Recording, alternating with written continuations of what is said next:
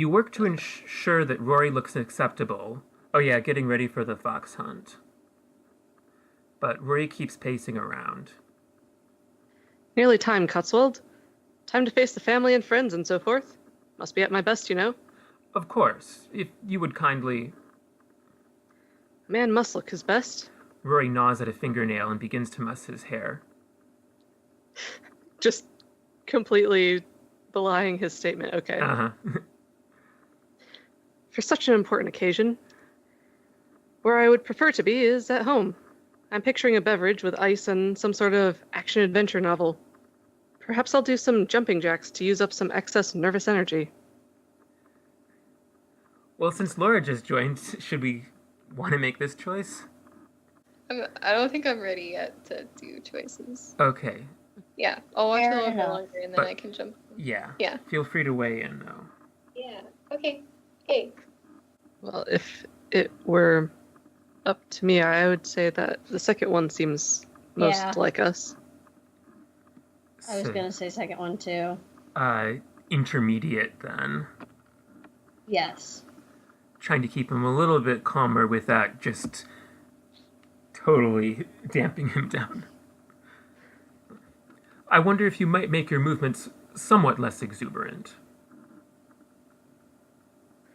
Can't seem to stand still. Rory says. I feel the workings of fate. I have the feeling that we would be best served shinnying down the drainpipe and making an escape. That would surely muss your ensemble, you say. Rory doesn't stop moving around, but at least he refrains from jumping jacks, and so you are able to get his outfit on. You put the finishing touches on Rory's outfit, making minute adjustments to ensure that he looks to his best advantage. The result, if you do say so yourself, is certainly an improvement. Rory strikes various poses in front of the mirror, admiring himself in his dark green wool tweed hacking jacket with a houndstooth pattern. A crisp pair of cream-colored breeches and dark brown boots complete the outfit. The 3 buttons, of course, remain closed during the hunt, sir, you note. Naturally. Rory says, adjusting his tie and accepting his top hat from you. What do you think? How do I look? Well, we can say he looks adequate. We can say that frankincense will like it. We can say he looks unwell. Or we can fall in love. Wow. One of these options is not like the others. For certain. Oh my gosh. This is great. Do you want to commit, Callie? I mean, It's not the final commitment. I'm like, it would give us... It'd be another step along the way. another stepping stone in the path towards no more choices. Maximum romance. I mean, I'm good at committing. You look wonderful, sir. I realize it now. I love him. Oh no! Yes! Yes! The drama. Romance, romance, romance. I don't think chanting romance is very romantic. I bet it would work on Tom. I'll try it sometime. I would love to witness that. April. He would be so confused. But I still think he would think you were cute. Well, I mean, he's going to see this episode eventually, so you'd have to do it before then. Yeah. Oh, time limits. Yeah. Yeah, but hurry up Dude, and flirt like- with your boyfriend. Do you like tomato? Just start chanting romance and see what he does. Okay. report Romance, back. romance, romance, romance. And then he's just like, oh no, what is this? Is this an American thing? Oh my gosh. Yeah, we don't do subtlety. That's how we romance people. You look wonderful. Romance, romance, romance. Sir. Yay. Well, I don't think that romance chant can actually be in there, because otherwise, I don't know if this would make sense. What Rory says next. Unless it just wasn't a very enthusiastic chant. Oh, you look wonderful. Romance, romance, romance, romance, romance, romance, sir. Romance, romance, romance. Like, you're not excited, but you're gonna, like, pretend to be the pep squad anyways. You look wonderful. Romance, romance, romance, sir. I love all these inflections. Yes. Okay. Oh, We're like the most bored cheering section. Well, you don't sound particularly enthusiastic about it. Rory says. But then, you are used to my effect. Those who haven't seen me for a while are sure to faint. Or scream. Let me straighten your hat, sir, you say, to have something to say. You stand there, birds singing sweetly outside, face to face with Rory as you touch his hair and adjust his hat. Rory talks about something. You have no idea what. All you can hear is your heartbeat, your pulse rushing in your ears. This seems sudden. Seems aggressive. oh. Do you kiss him? Do you excuse yourself to leave? Or do you stoically straighten the hat and escort him? So what are we doing? Laura, do you want to weigh in now? Kissing him seems kind of sudden, but that's just how I feel after like these 2 minutes. This is not like the last opportunity ever. Okay. Because, yeah, it seems fairly sudden for a kiss. If it was me, I'd probably just, stoically straighten the hat and escort Rory downstairs. Yeah. Let's go with that. Okay. Crying on the inside. Yeah. Yes. I'd stoically straighten the hat and escort Rory downstairs. Perfect, Boo-hoo, sir. Shall we head downstairs? We shall. Rory says, looking at you quizzically. Rory looks for a moment as if he wants to ask you something, then looks puzzled, and then opens the door. Standing there is Carlington, Aunt Primrose's butler, holding a tray of drinks. Oh, Lord. Says the butler. I was just coming to see if you are ready, Mr. Wintermint. They are assembling outside. Thank you, Carlington. You and Rory walk down the stairs, talking of this and that. The great front hall of Ritornello is busier than when you entered. Assorted servants are rushing about, making preparations for the feast to come. Footmen, bearing wicker cornucopias full of sunflowers, orange dahlias, and pied red and yellow daisies for centerpieces, shimmer past, preparing the dinner table for the evening's repast. As you cross the hall, you see Regina Wilhelmina, now in her proper attire as housekeeper, in simple black dress with keys at her waist. Wonder what her accent will be today? She catches your eye and makes a subtle gesture with her head towards the billiard room behind her. Rory has become engaged in an animated conversation with Carlington, the only kind of conversation Carlington has, and probably wouldn't notice if you slipped away for a moment. You follow Regina into the billiard room, and she shuts the door. Good day, Clockwork Waffle Mantis Shrimp. Oh yeah, that's our code name. We chose it ourselves. Aren't you proud of us, Laura? Quite a name. I'm very proud. It's quite a name. We each chose I a love part. it. She says with pursed lips. Ordinarily, I would not impose a potential recruit like you. She speaks the words as if holding them at arm's length. But I am desperate for backup, and a situation has come up. You don't say. We don't have much time, so I will be efficient. Take a seat by the fire and I will sit at the window seat facing another direction. If either of us senses danger, work the phrase moray eel into the conversation, do you understand? Car alarm goes off. That's our code answer. Okay. We produce a car alarm sound from within our body. Yep. Somebody just decide that it's your turn, okay? It's Laura's turn. If she feels like it. Oh, yeah, sure.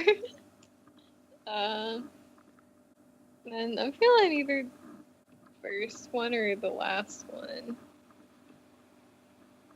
Maybe I'm kind of feeling the last one. You have my full attention. Yeah. Good. I appreciate that you understand the gravity of this affair even before hearing about it. I suppose a high-speed motorcycle chase being fired upon will tend to impress upon one the deadly seriousness of our job. Oh yeah, we had one of those. What? Dun, dun, dun, dun, dun. What? Oh, that's very intense. It's in the 3rd episode, which is up now, so... Ooh. Yep. The one entitled Motorcycle Noises Intensify. That's awesome.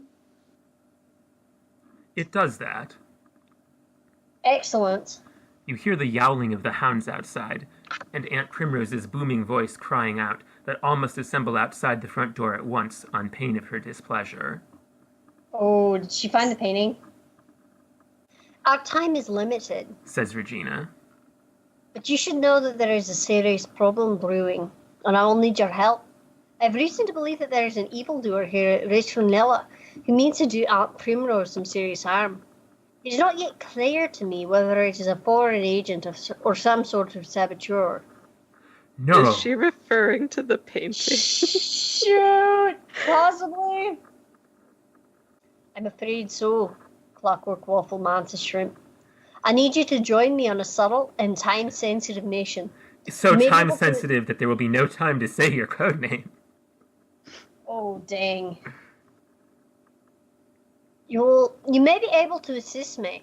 How you do so is up to you. You might find an excuse to leave the hunt and make your way back here, so that you can thoroughly search the guest rooms to look for compromising information. Or if you prefer, you can remain with the hunt, shrewdly interrogate the guests to discover if they have any malicious motives.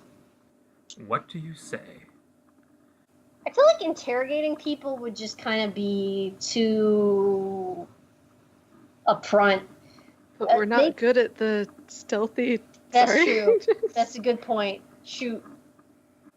Let's interrogate people then. That could be funny if nothing else. I will interrogate people. It will be funny if nothing else. Oh dear. Excellent. She says. Look for hidden motives, obvious lies and evasions, and those who might be here under false pretenses. Farewell. This is a promising start for you, Clockwork Waffle Mantis Shrimp. She peeks out the door to ensure that nobody is near. Wait 10 seconds before exiting. She says, and then she leaves. You count 10 and then follow, heading out the front door to join Rory and the others. All have assembled outside, and the white horses are being brought out and assigned to guests. Traditionally, there would be a master of the hunt, but Aunt Primrose, a very keen hunter since she was a young woman, has taken that responsibility upon herself. As a group of 6 servants in hunting outfits bring a pack of eager hounds out of the kennels, Aunt Primrose talks to each of the dogs, stroking them and inquiring whether or not they are ready to catch a fox. I thought she was going to inquire whether or not they were good boys, but good boys and girls. That would be better. Who's a good boy? Who's a good girl? Can you do that in your Aunt Primrose voice? Oh, who's a good boy? Who's a good girl? Yes. Colonel Firesnuff talks to Mopsy, who is yawning without attempting to hide it, as he tells her about his adventures spelunking in Bechuanaland. Rory is talking to Carlington the butler and that strange detective, Inspector Ambrose, who you met on your extraordinary journey here. Inspector Ambrose is wearing a trench coat with a police badge pinned to it. He listens closely to Rory, scribbling down information. Inspector Ambrose's eyes flick upward at your approach, and he frowns slightly, seeming to write at an even more furious pace in his notebook, blazoned with the word clues on the front. Cue Primrose. We will now have a customary glass of wine before setting out. Aunt Primrose says, fairly skipping with excitement. Everyone join me, just over here by the fountain. We shall all drink to the success of our hunt and enjoy a slice of cake in honor of my birthday. The fountain is a patina'd bronze sculpture of Sir Francis Drake holding a spyglass to his eye. The sculpture has been poorly cast, and the left side of Sir Francis's face aligns unevenly with the right side. Oh. Sparkling water flows out of the lopsided spyglass and into a basin held by the personifications of fortitude and temperance. It often comes up in conversation between you and Rory when either of you wishes to reach for a reference point for something unbelievably ugly or in bad taste. You take a moment, as always, to marvel at just how ugly that fountain is. Okay, we are meeting a new person. New person. Laura! Who Yay. is the, I guess bad boy or bad girl type, depending on what their gender is. Oh, okay. Are you Cotswold? Comes a voice slightly behind you. You must be. You turn to see. Is it a man or a woman? I guess a woman. I feel like that's more what I'm voicing. But Yeah. Make it a lady. Made the other one a man. Okay, yeah, we made Valentine male, so... Yeah, Laura should get to choose her own gender. What? What? Gender is your choice. Okay. So you said woman? Yeah. Okay. I forgot to read that, but yeah, a woman, strikingly attractive woman, there's purple hair dye. You have never seen anyone who looks like her, ever. Although she wears proper hunting togs, that seems to be her only nod to convention, as witnessed by her several ear piercings, I'm Hayes. says the woman, stepping closer to you.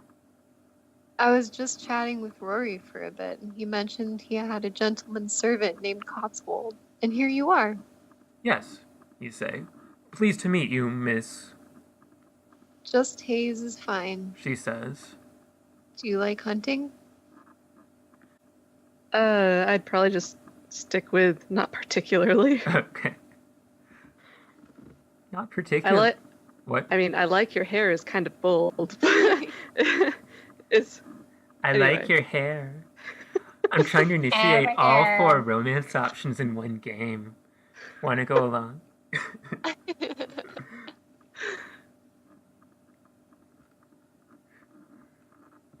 I, by contrast, adore hunting. So you were here merely out of duty then? Aiding your employer? Will you be terribly bored the whole time? What do you like to do when you're bored? She offers you an ironic smile and looks at you with a slightly tilted head.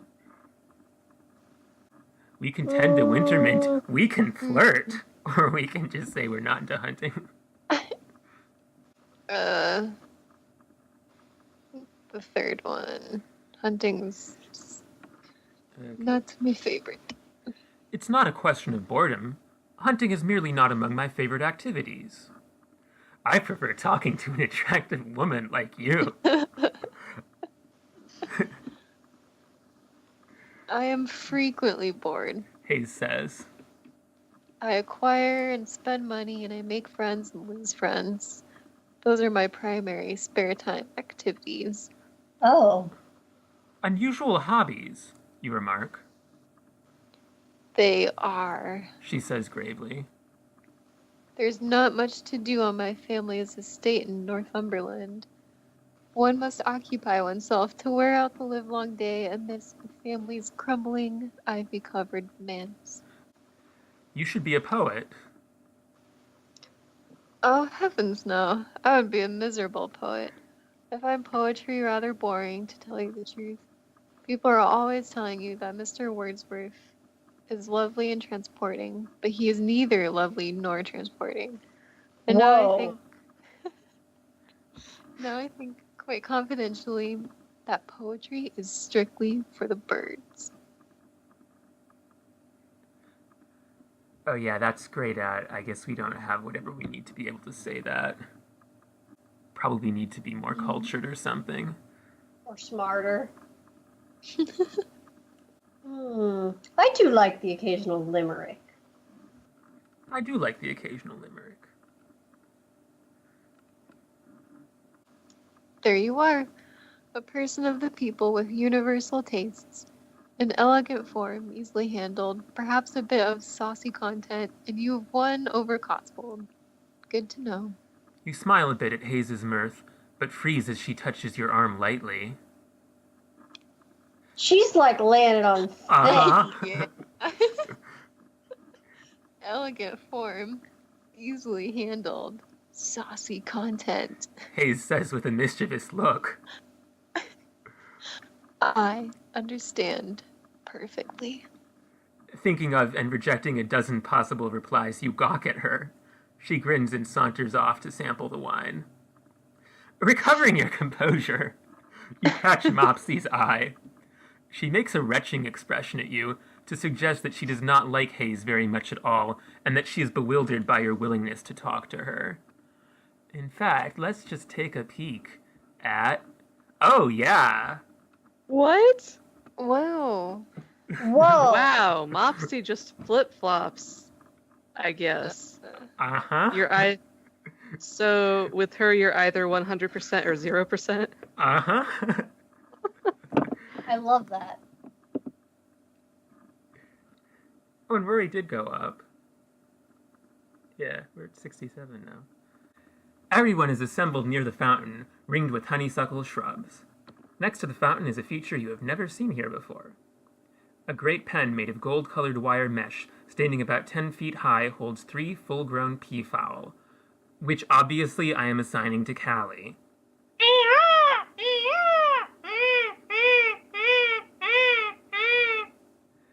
A peacock struts about, trained feathers fully extended in a riot of iridescent green and blue. A peafowl and a peahen nearby ignore the display entirely and groom their feathers in a non-committal manner. My pride and joy. Says, She's a little bit drunk. Great, says Aunt Primrose, looking at her birds indulgently. Sanchi-san, Galatea, and Orlando are my entrance into the exotic animal show at the Harvest Festival, as you may know. They will do me proud. I've been raising them for months and months on a very special diet. They are certain to receive the blue ribbon. She bares her teeth at Colonel Firesnuff. Okay, so something's going to happen to those birds. No! Man. Lots of birds. Stuff and nonsense, Primrose. He says. You will have to resign yourself to the red or yellow ribbon. Again, I have a very special entry that puts yours to shame. A laughable proposition. Aunt Primrose says. You will eat those words, and I don't mind saying your team will also lose the boat race. You'd best get used to losing. Colonel Firesnuff laughs and laughs. Oh, Primrose, you are a card. Aunt Primrose perches on a camp stool near the peafowl pen, accepting birthday wishes and small gifts from her guests with the air of a magnanimous empress receiving homage from visiting dignitaries. The cake on a wheeled cart is Aunt Primrose's favorite, Battenberg cake. Footmen slice and distribute the checkerboard yellow and pink sponge cake, slathered in apricot jam, wrapped in marzipan, and decorated with autumn leaves made of spun sugar. Very nice. She says, as one of her neighbors gives her a set of 3 lavender candles wrapped in ribbon. Very thoughtful indeed. She says, Good to have one's birthday appreciated. Makes one feel very valued. She looks to Mopsy. So much better than the gift that we got her. Mopsy looks cross and approaches Aunt Primrose. If I were not imprisoned on the estate, I could have given you a better present. She protests loudly, hitting such a pitch on the word imprisoned that some of the hounds perk up. I've made homemade stationery for you, pressed with wildflowers. Ah, Says Aunt Primrose, just a scene in which we keep having Callie talk with Yes. herself. Yes. ah, you know perfectly well why I'm keeping you here. so that you do not mix with that Figs person, as you call him. You may use that stationery to write me an apology note when you later realize you have done me wrong. Mopsy says and steps away from Aunt Primrose. You can see that Rory is slowly nodding in solidarity with his cousin. I like approving of Mopsy. Mopsy's great. She has moxie. Indeed. Also, the other ones just seem like, I mean, we like Mopsy well enough. I wouldn't admonish her, and No. I also wouldn't admonish Rory about, like, supporting her. That just Yeah, seems that's- rude. Definitely rude. Okay. I wink at Mopsy to let her know that I too approve of her rebellious nature. Mopsy clearly appreciates your show of support. However, Aunt Primrose narrows her eyes at you and Rory. Well, at least we're equally hated. Luckily, Colonel Firesnuff Sneps? Luckily, Colonel Firestuff snaps forth before any words can be exchanged. That's just like a special verb that only Colonel Firesnuff can do. Yes. He snaps forth. It sounds it. really adventuresome when you say it that way. Yeah, it is adventuresome. That's his whole thing. Raw. It could be a spin-off game just called Colonel Firesnuff Snaps Forth. Yeah. I mean, we already have such things as bless this home, so Yeah. we'll just continue in that vein. Yeah, exactly. Which we should be resolving pretty soon, one way or the other, Primrose, says Colonel Firesnuff. I'm a man of few words, as everyone knows, and I'm not much for sentiment, all that rot. When you've charged across a field of hedgerows and a heavy mortar fire at dawn, one doesn't think too much of birthdays. He pauses to eat a bite of cake. And yet, as I think people generally know, I am not to be outdone when it comes to giving gifts. And so, I have brought you this small token of my esteem, and I hope that it will soften the blow when my entries crushed your entries at the Harvest Festival. Ha! Booms Aunt Primrose. Let's see this gift. I have here in my hand the finest of all possible gifts. He says. Is that so? Says Aunt Primrose. You interest me strangely. Here we are. Peridot hair stick. Especially for you, Primrose. Delighted, Aunt Primrose leaps from her camp stool to accept the bauble from Colonel Firesnuff's hand. Just think, this is exactly what could have happened with us. Ah! This was the very gig I coveted. Remember, Rory. How kind of you, Firesnuff. That's uncharacteristically thoughtful of you. Colonel Firesnuff merely basks in the praise, strutting back and forth like one of the peacocks, as Aunt Primrose makes a bun and pierces it with the hair stick. And similarly pierces my heart. Yes. Single tear. It's happened to me. It's now time for Rory to give his gift to Aunt Primrose, but he doesn't step forward. Gee, I wonder why. Go on, sir, you say. Rory makes a tense gesture indicating that you should speak, and he hands you the needlepoint. Mrs. Patterson, on behalf of your adoring nephew Rory, may I present this exquisite needlepoint, suitable for framing and display. You show the needlepoint to everyone. One of the peacocks makes a curious yelp, but other than that, only an embarrassed silence greets your presentation. The other two peacocks were they just couldn't believe it. Yeah. Is this some sort of joke? Asks Aunt Primrose. There is a misspelling on it. God bless this home. Aunt Primrose leans back in her camp stool with a look of disbelief. What do you have to say for yourself, Rory? But before Rory can respond, you offer an attempt at an explanation. We can say it's supposed to be Fless. We can say it's intended to be subversive. We can take the blame, or we could let Rory take the blame. We told Rory it was the intended word. Gosh darn it, we're just going to keep saying that until Gotta people commit. believe us. Okay. Gotta commit. I argue that Fless is in fact the intended word. Oh, you say, chuckling. I see your error. You thought it should have said bless. Fless is the proper word, though. Is it really? Whatever does it mean? It's a medieval word for flesh, interestingly enough. I believe it appears in Troilus and Chrysidae. How is that any better? Yeah, I don't know. Aunt Primrose slaps her knee and lets out a hearty guffaw. Pull the other one, Cotswold. Lord, what sort of yoke will you take me for? This buffoonery really has gone too far. But in Troilus and Chrysidae... I've had quite enough now. And she freezes you with a look that means that you had probably better stop talking for the moment. As Aunt Primrose mingles with her guests, Colonel Firesnuff accosts you and Rory, hands behind his back, leaning slightly forward as if keenly anticipating this conversation. Well,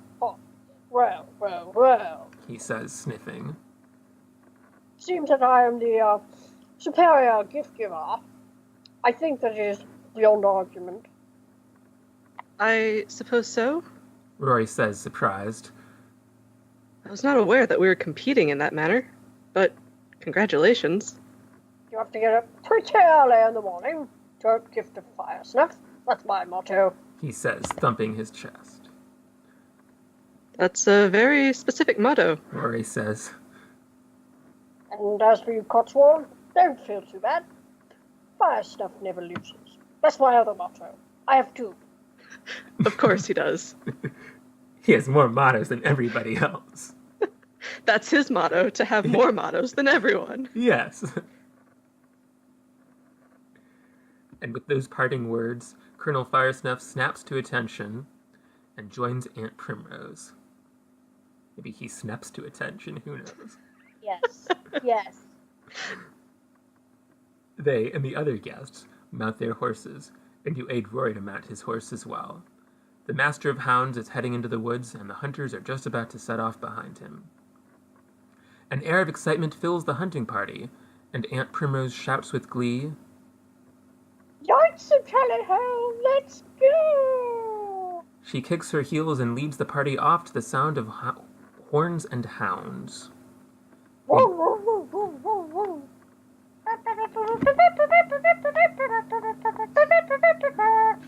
Aren't you glad we have Callie for, like, all the sound effects we'd ever need? That's my job around here.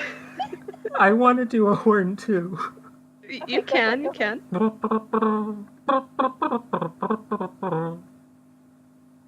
Excellent. That's good. They do not wait, alas, for Rory, whose horse is slowly turning in a complete circle. Just a moment. He calls. Forward, Cinnamon Bun. Yeah. You are working with Rory to explain the proper order of things to Cinnamon Bun. Such a cute horse. Aww. When a familiar voice calls out, Okay. Well, given that this is the fiancé, I feel like she shouldn't be voiced by Emily being Rory, but it also feels a little bit unfair that Callie gets, like, everybody, but... Do you want to? Yeah, do because this then person? Callie talks to herself for a while. Unless you just want a Could big I give my contrast. French accent? The Signet family. Or no, I guess it would be like Signet. Signé. Ah, Rory and Cotswold. I'm so sorry I'm late. That's a fun one. I like that. Yeah, sure. She could be French. Mais oui, je suis française. And riding up, looking magnificently elegant as ever, is Rory's bride-to-be, Frankincense Signet. I love it.